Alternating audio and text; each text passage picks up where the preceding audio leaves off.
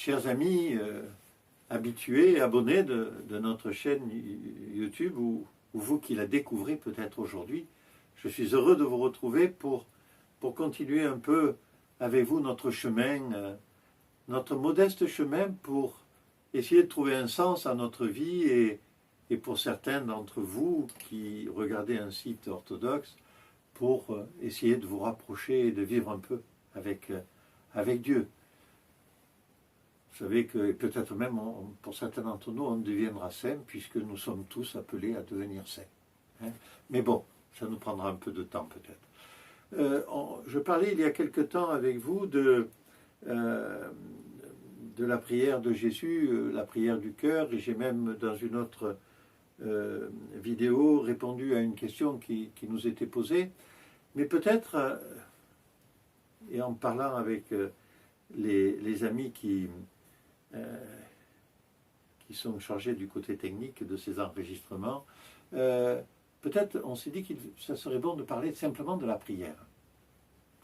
Alors la prière du cœur est une prière, hein, la prière que vous connaissez bien maintenant, mais il y a plein d'autres prières. La prière, qu'est-ce que c'est véritablement? Qu'est-ce que c'est?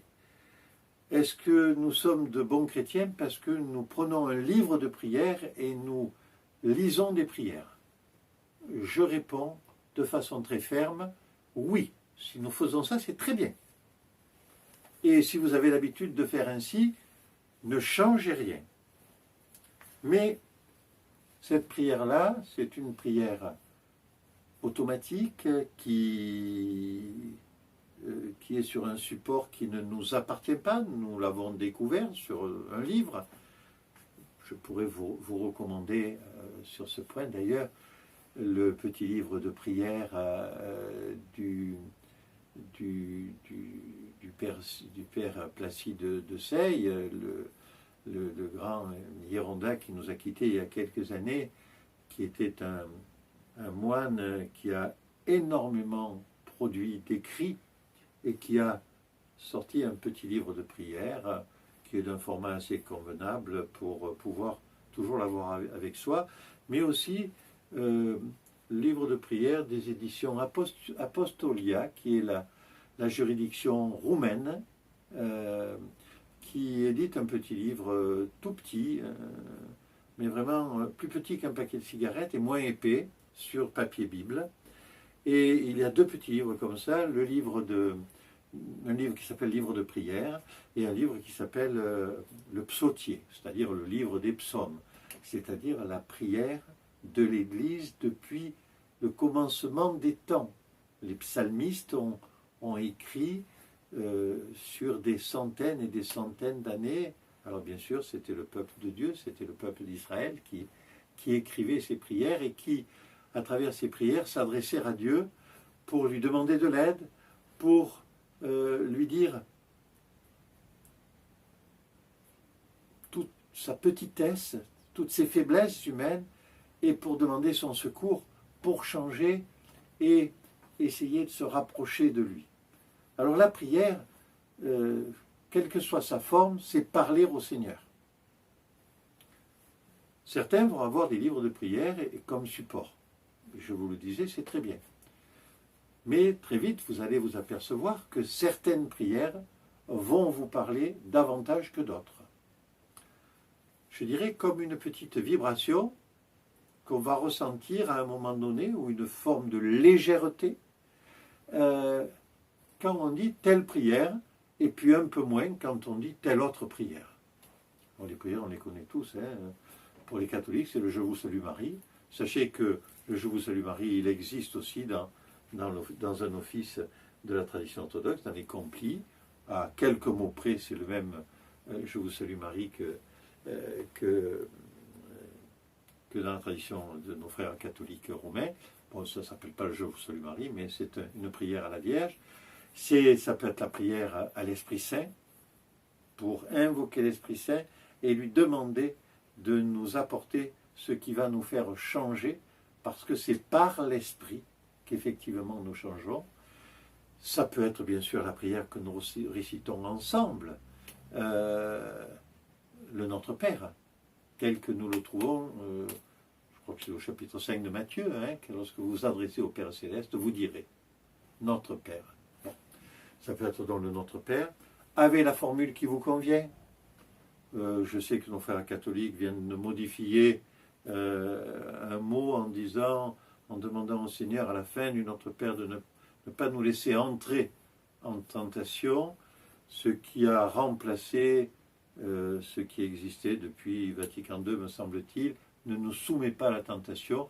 Moi, je suis très content qu'ils aient changé parce que franchement, le Seigneur a autre chose à faire que de nous soumettre à la tentation. Même s'il nous laisse vivre parfois des épreuves, mais ça, c'est quelque chose de très différent. Moi, dans mon enfance, c'était ne nous laisse pas succomber à la tentation. C'est d'ailleurs la formule que souvent on utilise dans la tradition orthodoxe, en sachant qu'on a un autre Notre Père, avec le pardon des offenses qui est exprimé d'une façon un peu différente. Vous trouverez ça sur vos ressources habituelles et vous pourrez prendre le modèle qui vous choisit, qui vous convient, pardonnez-moi. Mais la prière, c'est s'adresser à Dieu. C'est ça. Alors ça peut être ce que je viens d'évoquer, mais ça peut être n'importe quoi. Parler au Seigneur. Quand on est en voiture, j'ai échangé avec une amie il y a peu là-dessus, c'est une prière. Invoquer le nom du Seigneur pour lui demander de nous éclairer sur une question professionnelle à laquelle nous sommes confrontés, c'est une prière. C'est-à-dire, c'est demander au Seigneur de s'intercaler finalement entre notre être intérieur, le siège de notre spiritualité, et notre intellect pour nous aider justement à discerner. On a parlé du discernement en d'autres temps. À discerner ce qu'il va véritablement falloir faire. Donc c'est une invocation du Seigneur qui peut être une demande, qui peut être un rendre gloire au Seigneur, parce que nous avons vécu quelque chose qui nous touche et qui a changé quelque chose pour nous, parce que nous avions une inquiétude, une question, une peur. Bon. Et donc la prière, elle va être multiforme finalement dans les attentes que nous allons en avoir, mais multiforme dans la façon dont nous allons la faire. Il y a des amateurs qui disent, moi, le livre, c'est une sécurité pour moi. Et dans le livre, il y a quelques prières que j'ai sélectionnées qui me plaisent particulièrement. Je vous regarde bien en face, ne changez rien. Continuez, c'est bien. La prière dans le livre peut présenter parfois un inconvénient, c'est on a tellement l'habitude de réciter la même prière, de la lire, nos yeux vont la lire, et notre esprit va de temps en temps vagabonder. Dans les apophthegmes, je ne sais pas si je vous ai un jour parlé de ce qu'étaient les apophthegmes, on va dire on appelle ça les sentences des pères. Et quand on dit les sentences des pères, c'est souvent les pères du désert, ceux qui étaient à Polinatrum, à Sété, ou dans les déserts du Moyen-Orient, en Palestine, en Égypte, et qui sortaient des formes d'adage d'une certaine façon, pour expliquer les choses. Mais c'est souvent très court et c'est toujours Abba, Moïse, Abba un tel, Abba ça voulait dire Père dans ces pays-là, Père, dis-nous une parole. Et cette parole, c'est voilà, que ta prière soit courte et attentive. Par exemple, c'est un apophthegme. C'est une des sentences des pères du désert. Alors pourquoi ? Parce que nous savons que si nous commençons à voyager avec notre intellect, alors qu'au fond de nous pensons prier, nous ne prions plus vraiment. Et nous nous laissons posséder par les contingences externes. Les contingences externes, ça peut être un bruit qui va nous troubler, ça peut être un souci que l'on a dans notre vie familiale, au travail, un des éléments de la liste de courses qu'on a oublié et qu'on doit... Il ne faudra pas que j'oublie quand j'ai fini de prier que j'ai oublié de prendre le pain. Voilà. Et vous comprenez très bien, ça va de soi qu'on n'est plus dans la vraie prière. Alors après, on va avoir des prières qui nous sont pas propres et auxquelles on est très attaché. Pour moi, je vous l'ai sans doute dit dans une autre vidéo, c'est la prière de Saint Éphrem le Syrien, par exemple, qui est la prière traditionnelle du Grand Carême pour les orthodoxes, mais qui pour moi est une compagne de tous les jours. Pourquoi? Parce qu'elle me dit jour après jour qui je suis face au Seigneur. Et donc elle m'aide à lutter contre mes pauvres passions de personnes vieillissantes, passions dont je vous parlerai dans un prochain entretien. Mais Seigneur et Maître de ma vie, ne m'abandonne pas à l'esprit de paresse, de découragement, de domination et de vaines paroles. Mais fais-moi la grâce à moi, ton serviteur, on peut se nommer d'ailleurs, à moi ton serviteur, de l'esprit de sagesse, d'humilité, de patience et de charité. Oui, Seigneur et Roi, accorde-moi de voir mes fautes et de ne pas juger mon frère, ô toi qui es béni dans les siècles des siècles. Amen. Vous voyez bien que cette prière, je vous l'avais déjà confiée, pardonnez-moi, c'est pas parce que je suis vieux que je me répète, là, mais c'est parce que pour moi c'est essentiel. Je confie au Seigneur quelles sont mes faiblesses et je lui demande les grâces qui me sont nécessaires pour arriver à lutter contre ces faiblesses. Alors après, il y a les petits mots qui vont changer. Au lieu de charité, vous trouverez parfois amour. Au lieu de paresse, vous trouverez oisiveté. Au lieu de l'esprit de sagesse, fais-moi la grâce de l'esprit de sagesse, de l'esprit de chasteté, vous entendrez. Mais chasteté, moi, ça ne me convient pas trop parce qu'on a l'impression qu'on parle de sexe. Là, non, il s'agit de la chasteté de l'âme, n'est-ce pas? Voilà.